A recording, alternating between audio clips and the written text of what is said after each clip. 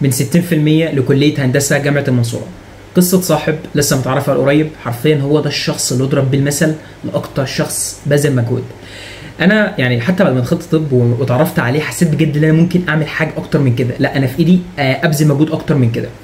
سواء انت كنت علم علوم، سواء انت كنت علم رياضه، سواء انت كنت ادبي، جايب مجموع عالي، جايب مجموع قليل، اسمع بس القصه بتاعت الشخص دوت. هو اسمه فارس يعني. فبجد يعني شكرا ان انا اتعرفت على شخص زي دوت، اللي هو اداني بجد الطموح والاراده ان انا ممكن اعمل حاجه اكتر كمان مهما كانت. كاي شخص في ثانويه عامه دخل الثانويه العامه، عمل اللي عليه، تعب، ذاكر، بعد ما خلص ثالثه ثانوي لقى نفسه جايب مجموع في الستينات. ده تدمير ذاتي. هو كان علم رياضه، ده كان تدمير معنوي له. ده حرفيا الشخص اللي كان بيحلم بكليه الهندسه، او سواء انت كنت بتحلم بكليه طب او كليه ألسن لو ادبي، لما تظهر النتيجه فجاه تلاقي نفسك جايب مجموع قليل ما يقربكاش خطوه واحده من الحلم اللي انت عاوزه او الكليه اللي انت عاوزها. حسيت كده بجد ان انت خلاص حلم واللي انت كنت بتسعى عليه كله ضاع منك، وحسيت كده ان انت فقدت الامل. هو ده كان احساسه بالظبط. خلص الثانويه العامه لقى نفسه كده ايه اللي دخلني معهد صحي. الفكره ان هو كان ثانويه عامه، هو كان اكبر مني بكتير يعني، هو كان ثانويه عامه 2020 تمام، اكبر مني بثلاث سنين باين. فدخل معهد صحي، وطبعا كاي حد بقى اللي هو انت اهله يا عم معهد صحي وخلص معهد صحي وتوظف وكالعاده بقى كده وخلاص زي ما احنا كلنا عارفين. بس الشخص دوت قال، هو بيحكي لي يعني، قال لي طب انا دخلت، بس انا قلت طب بص انا عندي خيارين، يا اما اخش معهد واقعد اذاكر كده واخلص واتوظف، طب ايه اللي هيفرق لو انا بجد خدت المعهد دوت مذاكره طول السنه، بعمل اللي عليا وزياده، بخلص كل اللي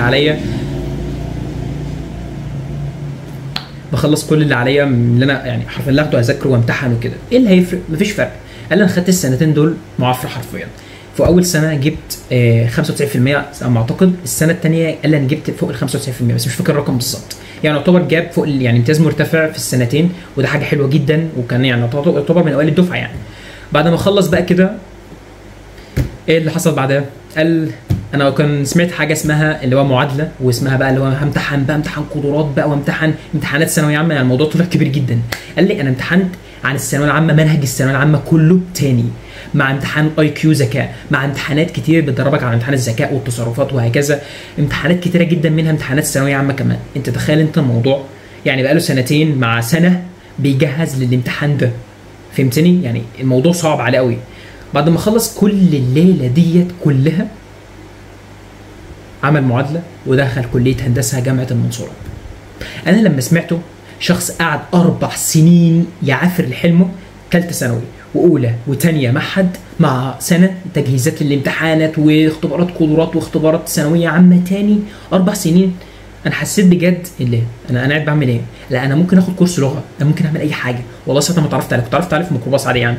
فبجد انا حسيت كده ان انا في حاجه اقدر اعملها. فانت اللي كان حلمك يخش هندسه، في كذا طريق، عافر. بس انا مش قصدك من هدف من الفيديو اللي انت تسمعه اللي هو انا اخش معهد صحي واذاكر واعمل عليه اخش كليه هندسه. لا، الموضوع مش كده. الموضوع انا عاوز اقول لك انت هتختار الطريق اللي انت عاوزه، وانت حاسس ان الطريق ده هيكون ضلمه لانك مش حابب الطريق دوت، كان نفسك في طريق تاني اللي هو كليه طب، كليه هندسه، بس اخترت الطريق دوت وحاسس ان هو مش هيبقى طريق عاجبك وهيبقى ضلمه.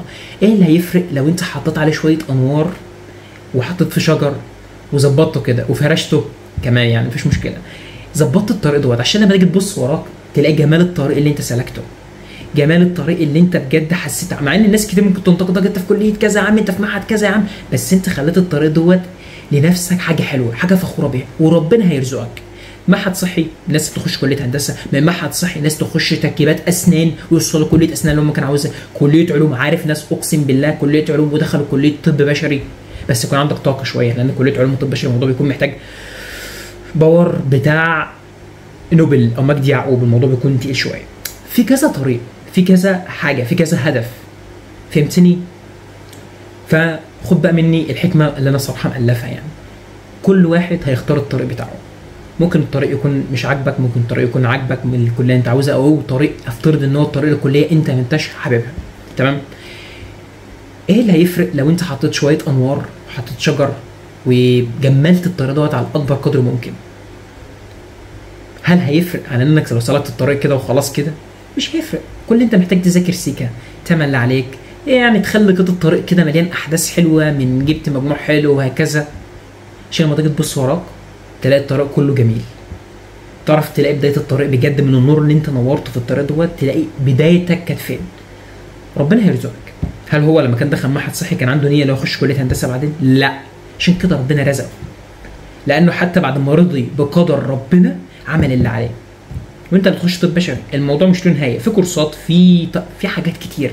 اللي بيخش معهد تمريض، معهد صحي، كليه تمريض، كليه مهما كانت الكليه، ألسن، تجاره، ما فيش ابدا اي حاجه اسمها نهايه الطريق لان دخلت كليه انا مش بحبها او انا شايف ان الكليه مش لها مثلا مستقبل. يا معلم ده بقول لك 99% من الناس اللي بيكونوا اصلا فوق الثراء، يعني فوق المليارديريه والمليونير حرفيا ولا لهم علاقه بطب وهندسه. سيبك انت الكلام ده سمعته كتير، بس انت تقدر تعمل حاجه، انك تخلي الطريق فيه انوار، حط في شجره، خليه جميل. احنا مع بعض تمام. انا مش عايز اقول لك اتمنى تكون استفدت، بس انا عارف بجد شعور كل واحد. اللي جاب مجموع حلو الف مبروك، اللي جاب مجموع ما هوش اللي كان بيحلم بيه وحاسس ان هو كده، افتكر ان في ناس عفرت ما كانوا في نقطه الصفر، مفيش حد متوقع لهم حاجه، في ناس شمتانه تعبوا عن نفسهم ووصلوا. بس يكون عندك العزيمه والاراده والطموح، هو ده بس المطلوب. مش بقول لك خش كليه كذا واعمل كذا واعمل كذا عشان توصل لكليه هندسه، او عشان توصل لكليه طب، او عشان توصل لكليه اسنان، او مش شرط توصل لدوري. ممكن تخش حاجه كليه تمريض. بنت عم بابايا بقت استاذه كليه تمريض من مدرسه تمريض. فهمتني؟ فما تنساش بقى تروح تابعني بقى على الانستجرام لو عندك اي سؤال، او تابعني هناك، ممكن ننزل ستوري وريلز مع بعض. فطبعا هحط لك الرابط بتاعه في الوصف. تمام. وما ننساش يعني اتمنى نكون جزء من الرحله دي مع بعض. انا مش صانع محتوى لثانويه عامه، انا دوكيومنتري ماي جورني الميديسن، وبشارك كل الفلوجات والحاجات دي كلها. ده محتواي، انا مش بطلع استغل بس ثانويه عامه والمحتوى ثانوي، لا. تمام. لان انا سعيد جدا ان انا اتعرفت على صحاب واصدقاء واخوات هنكون مع بعض في الرحله الجايه مهما كانت كليتك، مهما كان كليه تجاره، زراعه، تمريض، طب بشري، طب اسنان، هندسه، احنا مع بعض. تمام. اشوفكم ان شاء الله في فيديو جديد. اكتب كومنت، ما تنساش اللايك وسبسكرايب. اشوفكم ان شاء الله في فيديو جديد. سلام. زي ما احنا متعودين اقفل الفيديو، قاعد بسمع الفيديو اللحظه ديت يعمل لي منشن لدقيقه. تمام. ما تنساش بقى تتابعنا على الانستجرام. اقفل الفيديو معلم.